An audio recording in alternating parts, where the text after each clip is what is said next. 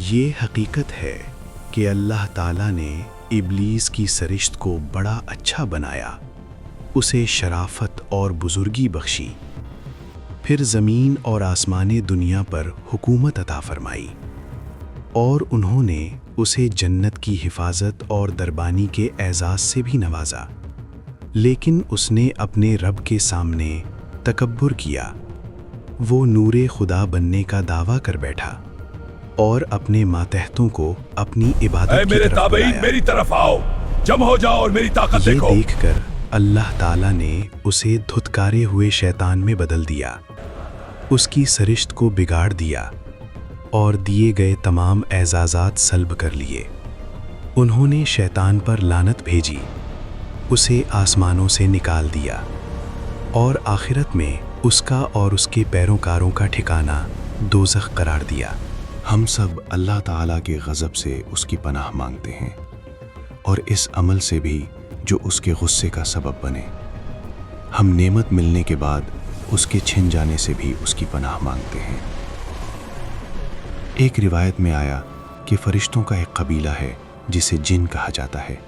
ابلیس ملعون کا انبا تعلق بھی اسی قبیلے سے ہے۔ مزید برآں وہ آسمان اور زمین کے درمیانی علاقے کا نگران تھا، لیکن جب اس نے نافرمانی کی تو اللہ تعالیٰ نے اسے دھتکارا ہوا شیطان میں بنا دیا۔ ابلیس ملائکہ کے قبیلے میں سے اس گروہ سے تعلق رکھتا تھا جسے جن کہا جاتا تھا۔ اللہ پاک نے اس قبیلے کے فرشتوں کو آگ کی گرم لو سے پیدا کیا تھا۔ ابلیس ملعون کا اصل نام حارس تھا، اور یہ جنت کے دربانوں میں سے ایک دربان تھا۔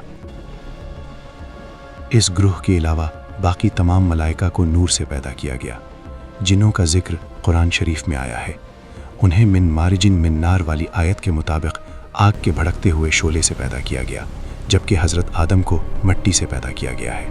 واقعہ یہ ہے، زمین پر شروع میں جن ہی رہتے تھے، لیکن ایک بار انہوں نے زمین پر فساد برپا کیا، ناحق خون بہایا اور ایک دوسرے کو قتل کیا، جس پر اللہ تعالیٰ نے ان کی سرکوبی کے لیے ابلیس کو فرشتوں کے ایک لشکر جرار کے ساتھ بھیجا۔ ابلیس اور اس کے لشکر نے پھر ان سے جنگ کی اور انہیں سمندر کے جزائر اور دور دراز پہاڑوں کی طرف بھگا دیا۔ یوں جب ابلیس نے ایسا کارنامہ سر انجام دیا جسے کوئی اور انجام نہیں دے سکتا تھا، تو اس میں تکبر پیدا ہو گیا۔ اس وقت اللہ تعالیٰ اس کے بڑائی کے خیال اور گھمنڈ کو سمجھ گئے، لیکن اس کے ساتھ والے فرشتے یہ امر نہ جان سکے۔ باقی شیطان کو حضرت آدم کو سجدہ نہ کرنے کی وجہ سے جنت سے نکالا گیا، جس کے بعد سے وہ آج تک لوگوں کو گمراہ کر رہا ہے۔